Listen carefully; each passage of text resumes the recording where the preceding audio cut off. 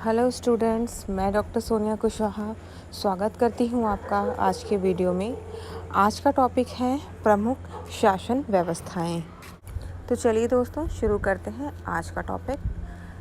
जैसा कि हम जानते हैं कि सरकार के 3 अंग होते हैं: व्यवस्थापिका, कार्यपालिका और न्यायपालिका। प्रमुख राजनीतिक विचारक मॉन्टेस्क्यू ने अपने शक्ति पृथक्करण सिद्धांत में शासन के ये 3 प्रमुख कार्य या 3 प्रमुख अंग बताए थे: व्यवस्थापिका, कार्यपालिका और न्यायपालिका। जैसे पहले राजतंत्रात्मक शासन व्यवस्थाओं में क्या होता था कि राजा के हाथ में सारी शक्तियां निहित होती थी, यानी कि कानून बनाने की शक्ति, उन कानूनों को लागू करने की शक्ति, और अगर कोई उन कानूनों को तोड़े तो उसे दंड देने की या फिर उसको पनिश करने की शक्ति, ये सारी शक्तियाँ एक हाथ में होती थी, यानी कि राजा के हाथ में होती थी। लेकिन जब लोकतांत्रिक व्यवस्था आई और लोकतंत्र का युग आया तो इन 3 शक्तियों को अलग अलग संस्थाओं में निहित कर दिया गया। यानी कि अगर हम इसके हिसाब से देखें तो व्यवस्थापिका का शाब्दिक अर्थ है व्यवस्था करना। अगर हम देखें तो व्यवस्थापिका का काम होता है कानूनों का निर्माण करना, व्यवस्था को चलाने के लिए कानूनों का निर्माण करना। दूसरा अंग है कार्यपालिका।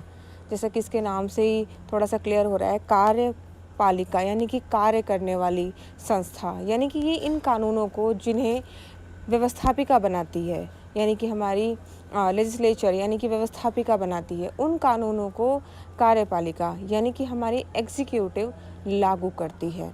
और हमारा तीसरा अंग यानी कि न्यायपालिका यानी कि जुडिशरी का काम है कि कोई भी अगर व्यक्ति या कोई भी संस्था या कोई भी अगर इन कानूनों को जिसे व्यवस्थापिका ने बनाया है और कार्यपालिका ने लागू किया है, अगर वो इन कानूनों को तोड़ता है तो उस कंडीशन में न्यायपालिका उसे दंड देती है, न्याय की व्यवस्था करती है, न्याय देती है अपने नागरिकों को। तो ये है सरकार के 3 प्रमुख अंग। सरकार के इन 3 अंगों में से 2 अंग यानी कि व्यवस्थापिका और कार्यपालिका, अगर हम इनके संबंधों का अध्ययन करें, इनके संबंधों के बारे में देखें, तो इनके संबंधों को देखने के बाद हम 2 तरीके की शासन व्यवस्थाएं देखते हैं। एक ऐसी शासन व्यवस्था जिसमें व्यवस्थापिका और कार्यपालिका में घनिष्ठ संबंध होता है, और दूसरी शासन प्रणाली या व्यवस्था जिसमें कार्यपालिका और व्यवस्थापिका में कोई संबंध नहीं होता, अर्थात वो दोनों अलग अलग होती हैं। शासन प्रणालियों के विभाजन में अगर देखें तो सरकार के यही दोनों अंग यानी कि व्यवस्थापिका और कार्यपालिका महत्वपूर्ण है। जहाँ तक तीसरे अंग यानी कि न्यायपालिका की बात है, तो न्यायपालिका को ज़्यादातर राजनीतिक व्यवस्थाओं में स्वतंत्र रखने की कोशिश की गई है। उसका काम तकनीकी होता है और विशिष्ट होता है, जिस कारण से कोशिश की गई है ज़्यादातर राजनीतिक व्यवस्थाओं में कि न्यायपालिका को स्वतंत्र रखा जाए, ताकि वो कार्यपालिका या व्यवस्थापिका किसी के भी दबाव के बिना अपने काम को स्वतंत्र रूप से कर सके और न्याय व्यवस्था बनाए रख सके, इसलिए इसे स्वतंत्र ही रखा गया है।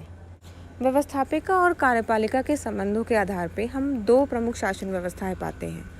पहली है संसदात्मक शासन व्यवस्था और दूसरी है अध्यक्षात्मक शासन व्यवस्था। जैसा कि हमने अभी पढ़ा कि संसदात्मक शासन व्यवस्था में कार्यपालिका और व्यवस्थापिका दोनों में ही घनिष्ठ संबंध होता है। अब ये घनिष्ठ संबंध क्या होता है, इसके बारे में जान लेते हैं। घनिष्ठ संबंध होने का यहाँ पे ये मतलब है कि जो व्यवस्थापिका होती है और जो कार्यपालिका होती है, उन दोनों में उत्तरदायित्व से वो दोनों जुड़े होते हैं। यानी कि जो कार्यपालिका होती है वो अपने हर काम के लिए व्यवस्थापिका के प्रति उत्तरदायी होती है। इसका मतलब अगर हम इसे साधारण शब्दों में समझने की कोशिश करें तो इसका ये मतलब होता है कि जो कार्यपालिका के सदस्य होते हैं वो जो भी काम करते हैं उसके लिए व्यवस्थापिका के सदस्य जो होते हैं वो उससे क्वेश्चन कर सकते हैं, वो उनसे पूछ सकते हैं कि आपने ये काम किया तो इसका क्या नतीजा निकला या आपने ऐसा क्यों किया। और यहाँ पे क्या होता है कि कार्यपालिका के जो सदस्य होते हैं उन्हें इस चीज़ का आंसर देना ज़रूरी होता है, वो इससे बच नहीं सकते, वो रिस्पॉन्सिबल हैं व्यवस्थापिका के सदस्यों के प्रति, यानी कि उन्हें उनकी बात का आंसर देना ही होगा। तो एक तो ये चीज़ हो गई इसमें घनिष्ठ संबंधों में। दूसरी चीज़ ये है कि संसदात्मक शासन व्यवस्था में जो भी कार्यपालिका का सदस्य होता है उसके लिए ये ज़रूरी है कि वो व्यवस्थापिका का भी सदस्य हो। बिना व्यवस्थापिका का सदस्य हुए बिना कोई भी व्यक्ति कार्यपालिका का सदस्य बन ही नहीं सकता। ये चीज़ ज़रूरी होती है। संसदीय शासन व्यवस्था जो होती है, इसको संसदात्मक शासन व्यवस्था, संसदीय शासन व्यवस्था या फिर मंत्रिमंडलात्मक शासन व्यवस्था और साथ साथ उत्तरदायी शासन व्यवस्था, प्रधानमंत्रीय शासन व्यवस्था के नाम से भी जाना जाता है। जैसा कि मैंने अभी बताया कि कार्यपालिका जो होती है वो व्यवस्थापिका के प्रति उत्तरदायी होती है, इसीलिए इसे उत्तरदायी शासन व्यवस्था के नाम से भी जानते हैं। और जो कार्यपालिका होती है उसका शासन इसमें होता है, इसलिए इसे मंत्रिमंडलात्मक शासन के नाम से भी जाना जाता है। इसके बाद दूसरी शासन व्यवस्था है अध्यक्षात्मक शासन व्यवस्था। इसे हम राष्ट्रपतीय शासन व्यवस्था या प्रेसिडेंशियल फॉर्म ऑफ गवर्नमेंट के नाम से भी जानते हैं। इसमें हम देख सकते हैं कि कार्यपालिका और व्यवस्थापिका दोनों एक दूसरे से बिल्कुल अलग होती हैं। अब यहाँ पे अलग या पृथक होने का क्या मतलब है? इसका मतलब ये होता है कि व्यवस्थापिका और कार्यपालिका में किसी भी तरीके का कोई भी संबंध नहीं होता। दोनों अपने काम करने के लिए एक दूसरे से पूरी तरीके से इंडिपेंडेंट होती हैं, स्वतंत्र होती हैं, एक दूसरे के काम में किसी भी तरीके का कोई हस्तक्षेप या इंटरफेरेंस नहीं कर सकते। और कार्यपालिका और व्यवस्थापिका इनके सदस्य अलग अलग होते हैं। जैसे कि मैंने अभी बताया था, संसदात्मक शासन व्यवस्था में कार्यपालिका और व्यवस्थापिका के सदस्य एक ही होते हैं। कार्यपालिका के सदस्य के लिए व्यवस्थापिका का सदस्य होना अनिवार्य है। लेकिन यहाँ पे अध्यक्षात्मक शासन व्यवस्था में कोई व्यक्ति जो कार्यपालिका का सदस्य है वो व्यवस्थापिका का सदस्य नहीं हो सकता, और अगर वो व्यवस्थापिका का सदस्य है तो कार्यपालिका का सदस्य नहीं हो सकता। मतलब कि एक व्यक्ति एक समय पर दोनों संस्थाओं का सदस्य नहीं हो सकता। इसके साथ साथ एक इम्पॉर्टेंट चीज़ और भी है, वो ये है कि कार्यपालिका किसी भी काम के लिए व्यवस्थापिका के प्रति उत्तरदायी यानी कि रिस्पॉन्सिबल नहीं है। यानी कि जैसे हमने अभी देखा था कि संसदात्मक शासन व्यवस्था में जो कार्यपालिका थी वो अपने हर काम के लिए उससे जवाब मांग सकती थी व्यवस्थापिका, लेकिन यहाँ पे ऐसा नहीं होता, दोनों अलग अलग होते हैं। यहाँ पे कार्यपालिका अपने किसी भी काम के लिए व्यवस्थापिका को जवाब देने के लिए बिल्कुल भी बाध्य नहीं है। उनसे वो ऐसा कोई भी सवाल नहीं कर सकते, वो ऐसा कोई भी जवाब देने के लिए उन्हें बाध्य नहीं है।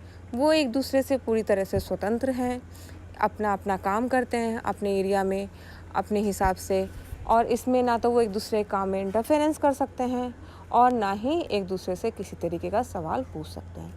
तो यहाँ पे हमने देखा कि अध्यक्षात्मक शासन व्यवस्था में कार्यपालिका और व्यवस्थापिका दोनों अलग अलग होते हैं।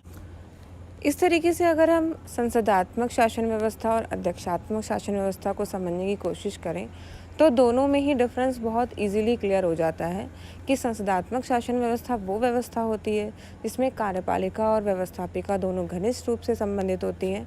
वहीं अध्यक्षात्मक शासन व्यवस्था वो व्यवस्था होती है जिसमें कार्यपालिका और व्यवस्थापिका दोनों अलग अलग होती हैं।